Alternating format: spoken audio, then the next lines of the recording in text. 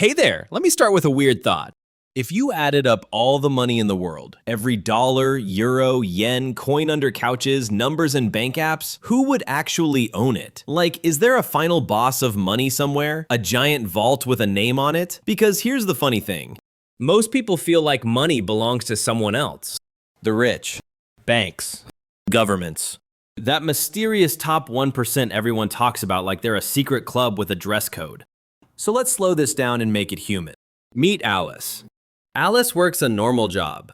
She gets paid every month. Her salary shows up in her bank account as numbers on a screen.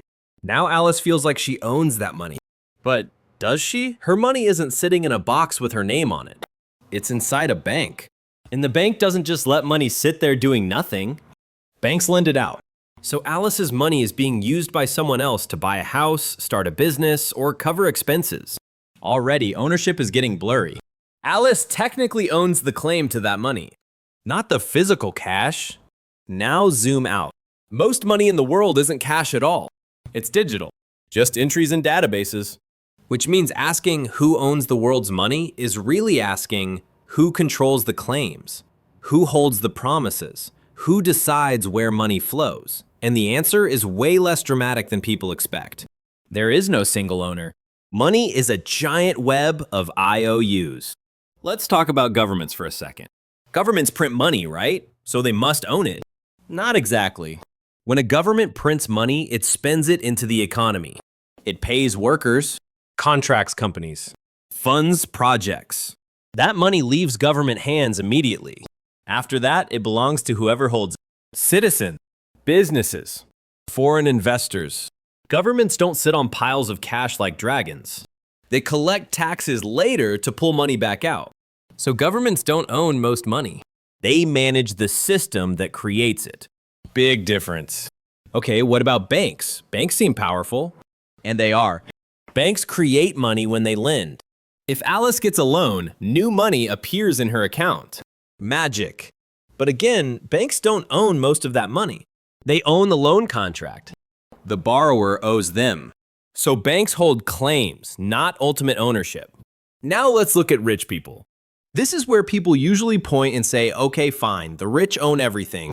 But even that's not quite true. Most wealthy people don't hold their wealth as cash. Cash is boring. Cash loses value to inflation. So rich people own assets, stocks, bonds, real estate, businesses. They own claims on future income, dividends, rent, interest. They don't own the world's money. They own slices of the world's productive machine. That's why wealth grows without piles of cash. Now here's the twist.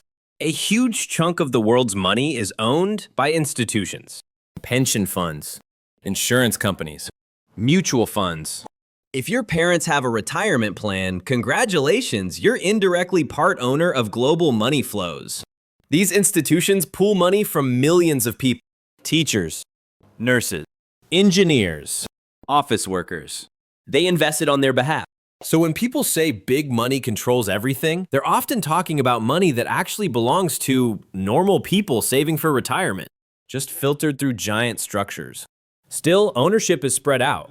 Messy. Now let's talk about countries owning money. You've probably heard that some countries own other countries through debt. Like country X owns trillions of dollars of U.S. debt. Sounds intense.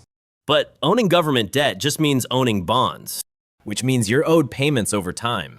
You don't control the country.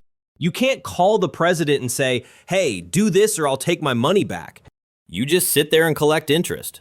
So even when countries own each other's debt, it's more like lending than owning. Again, claims, promises. Now here's the part that really messes with people's heads. A lot of money doesn't belong to anyone in the way you think. Think about corporate money. A company has cash on its balance sheet. Who owns that? The CEO? Nope. The employees? Not directly. The government? No. That money belongs to the shareholders, which could be millions of people spread across the planet. So that pile of money doesn't have a single owner. It has fragments of ownership distributed. Now zoom out even more. If money is mostly digital, mostly claims, mostly promises about future value, then ownership is less about possession and more about position. Where are you in the web? Are you a lender or borrower? Do you own assets or depend on wages? Do you hold claims or obligations? The richest people in the world aren't rich because they have money. They're rich because many people owe them money or pay them over time. That's the uncomfortable truth. Wealth is about being on the receiving end of promises, not about hoarding cash. Which brings us back to the original question.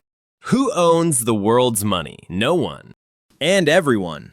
It's scattered across households, companies, governments, funds, and institutions. Connected by trust. Held together by belief. Money only works because we all agree the promises matter. The moment people stop trusting those promises, numbers on screens stop behaving like money. And that's why financial crises aren't really about money disappearing. They're about trust evaporating. But here's where it gets really interesting. If money is mostly claims and promises, then the people who own the most money are really the ones who get paid first. They sit closest to the source. Banks, asset owners, institutions. They don't need cash piles. They need priority. And that's why inequality isn't just about income. It's about position in the system. Some people are waiting for money to reach them. Others are standing where money is created and distributed. And once you see that, you start asking a much more uncomfortable question. If no one truly owns the world's money, who actually controls where it flows next? And that question is way more important than who owns what. Because control doesn't come from sitting on a pile of cash. It comes from deciding who gets paid, when, and under what conditions. Let's bring Alice back. Alice works, earns money, pays rent, buys food, maybe saves a little if life allows it. Her money flows in one direction most of the time. Out. To landlords, to companies, to taxes, to loan payments. Alice isn't bad with money. She's just positioned downstream. Now think about a bank. A bank sits closer to the source. When a bank lends, money is created. When Alice pays interest, money flows toward the bank. The bank isn't rich because it owns piles of money. It's rich because it sits at a junction. Money passes through it. Same with governments. Governments don't own most money, but they influence where it goes. They decide who gets contracts, who gets bailout, who gets subsidies, who gets taxed more or less. They shape the riverbed, not the water. Now think about asset owners. If Alice buys groceries, her money disappears into the economy. If a wealthy investor owns the grocery chain, that same money eventually flows up to them. Over and over. That's not magic. That's position. This is why talking about the world's money like it's a treasure chest misses the point. Money isn't a thing. It's a process. It's movement. And the people who seem to own money are usually the ones standing where money moves toward them by default. Here's a strange way to think about it. Imagine money as rain. Some people live in the valley. Some people live uphill. When it rains, everyone gets wet. But water flows downhill. People uphill don't need to chase the water. It comes to them. People downhill can work hard all day and still feel dry.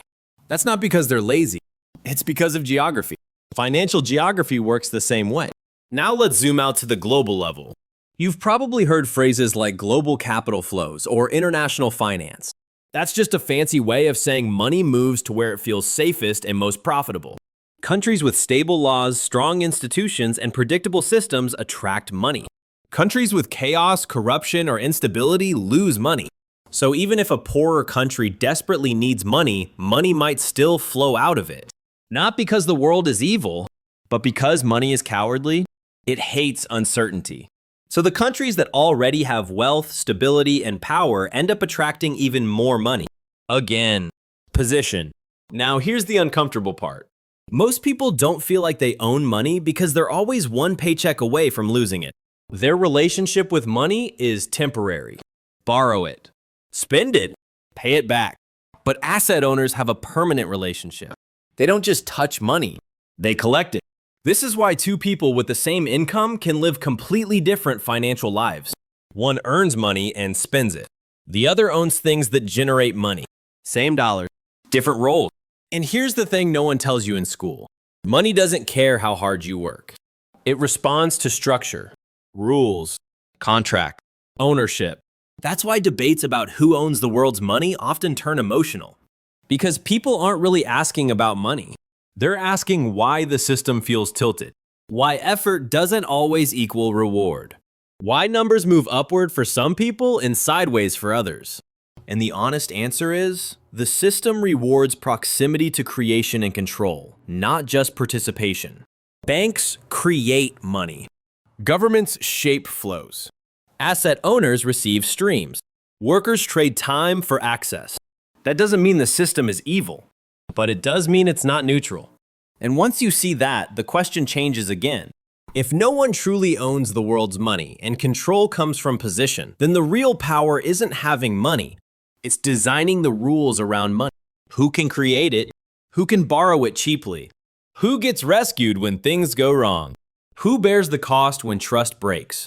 That's why financial power often hides behind boring words.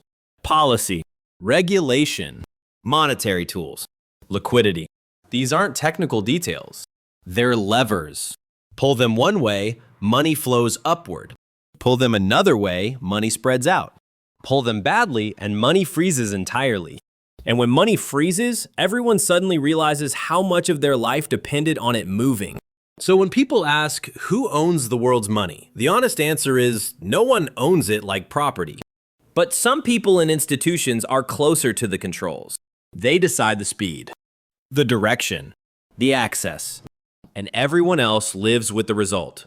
That might sound discouraging, but it's also empowering. Because once you stop thinking of money as something to get and start thinking of it as something that flows, you can ask better questions. Where does money come from? Where does it go after it leaves me? What assets pull money toward them? What positions attract flow instead of chasing it? Those questions change how you see the world. They turn money from a mystery into a map. So, in conclusion, no single person, country, or secret group owns the world's money. Money is a massive web of promises, claims, and trust, spread across households, banks, governments, companies, and institutions. The real power isn't owning money, but being positioned where money is created, directed, and collected. Once you understand that, the world of finance starts making a lot more sense. If you want me to make other videos explaining these topics, please like and subscribe. Thanks for watching.